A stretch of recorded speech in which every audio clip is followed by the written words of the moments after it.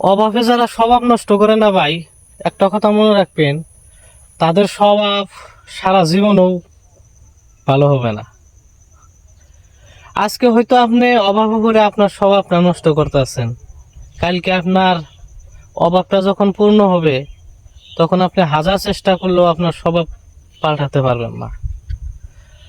অভাবটা আল্লাহ দেওয়া মাত্র, আর স্বভাব আপনি নিজে তৈরি করছেন। আর সেই স্বভাব পাল্টাতেও আপনি নিজেকেই তৈরি করে নিতে হবে। সুতরাং আপনি আপনি অভাবের সময় ভালো ব্যবহার করেন, দেখবেন আপনার অভাবও শেষ হয়ে যাবে।